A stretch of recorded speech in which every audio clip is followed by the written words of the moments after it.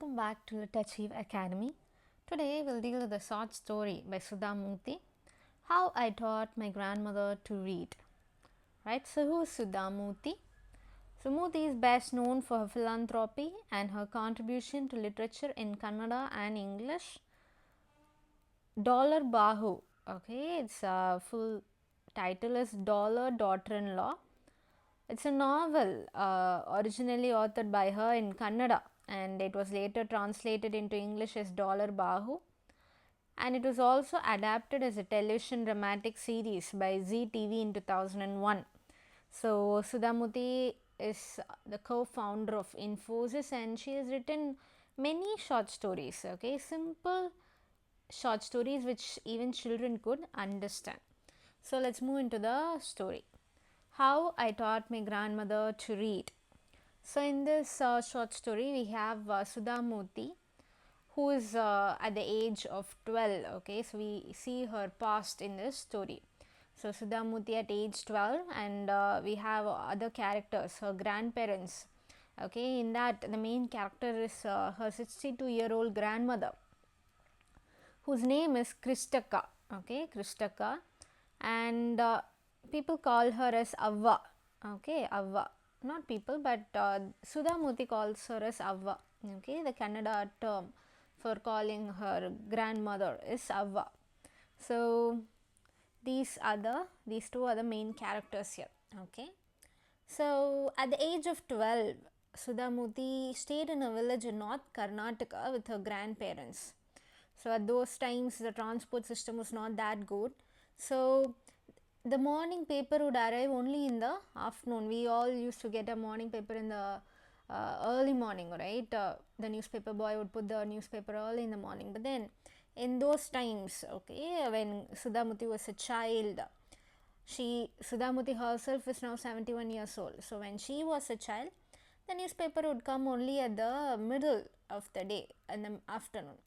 So the weekly magazine used to come one day late, and people in the village used to eagerly wait for the weekly magazines and the post and the newspapers, everything. So at that time Tiruveni was considered as a popular writer. So if you look at the screen, you can find her spelling. So Tiruveni was a popular writer. So she wrote many novels in Kannada, but then she died very young. So even now, even after 40 years, people love her works. One of her novels called Kashi Yatre, okay, Triveni's novel Kashi Yatre was very famous during those times. So it involved the story of an old lady, okay, it involved the story of an old lady and an orphan girl who was in love. So this orphan girl wants to get married, but then she didn't have any money. On the other hand, there was an old lady in the village, okay. In this novel Kashi Yatra, we see there are two characters, old lady, orphan girl. Orphan girl is in love and she wants to get married, and the old lady wants to go to Kashi, okay, as a pilgrimage. So most old people would love to go to Kashi as a pilgrimage, okay. So this old lady wants to go to Kashi and worship Lord Vishweshwara, okay, Lord Vishweshwara. So this is a story that used to come in the novel Kashi Yatra in Kannada Weekly. So there would be a weekly newspaper. So in that part by part this novel would unfold. So the weekly newspaper is Karmavira, okay. So in this novel what happens is the old lady wants to go to Kashi and the orphan girl wants to get married, but then she doesn't have any money to get married.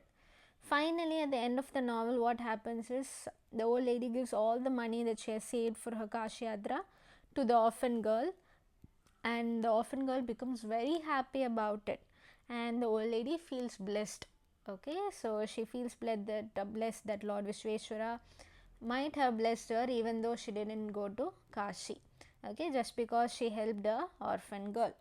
Okay, so this is the story of Kashi Yatra.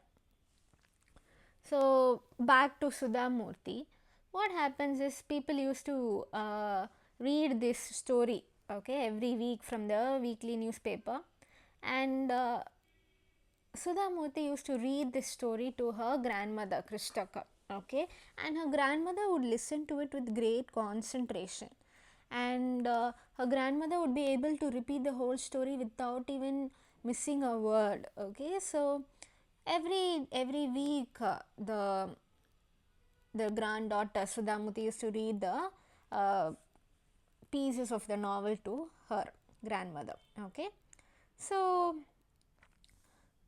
and what happens is one fine day, Sudha Murty goes to a wedding with her cousins in the neighboring village, and during those times weddings were very happy. Even the children used to get lots of food and they used to play all the time. So Sudha Murty stayed in that village for a week.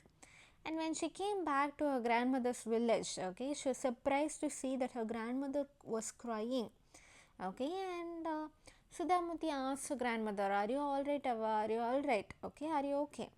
So Ava nods her head quietly, and then she goes to the terrace. Okay, and she touches Sudha Murty's forehead, and she begins to speak. Okay, I want to speak, my granddaughter. I want to speak to you. Okay, so Sudha Murty asks, "What's the matter, Ava?" Okay, and then the grandmother tells a story. When she was a young girl, she lost her mother. There was nobody to look after her, and her father, who was very busy, and he got married again. And in those days, people never considered education essential for girls. So the grandmother never went to school, and she also got married very young, had children, and her life became very busy. And later in her life, she had grandchildren too, and always she felt the happiness in cooking and feeding all of them.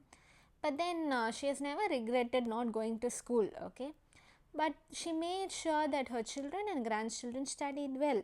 So she tells all the story to Sudha Murty about her own life. But the 12-year-old Sudha Murty could not understand why the 62-year-old grandmother was telling everything to her. Okay, so she looks into the face of the grandmother, and she sees that her grandmother is unhappy. Her eyes are filled with tears.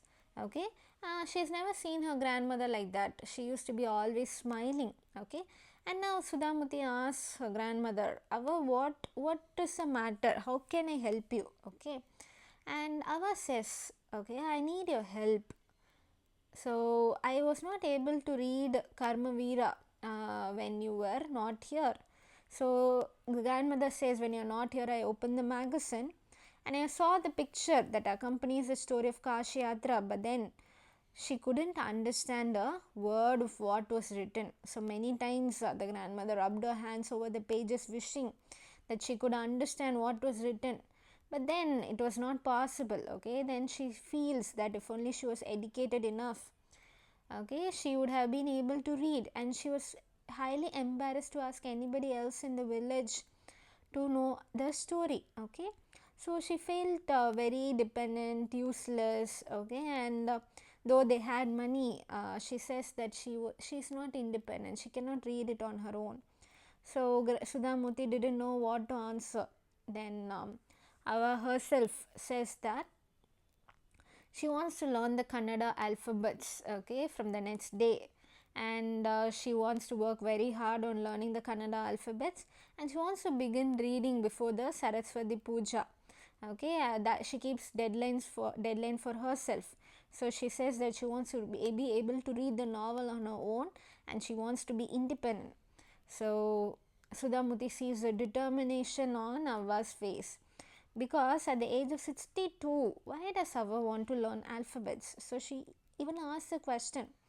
Okay, she asks, "Your hair is grey, your hands are wrinkled, you wear specs, and you work so much in the kitchen. Why do you want to learn alphabets at this age?" But then her grandmother just smiled. Okay, but then she says that for learning there is no age bar. So the next day onwards, Sudha Murty starts her tuition, and Ava was a wonderful student, and she did a lot of homework. She actually would read, repeat, write, recite. She would do everything.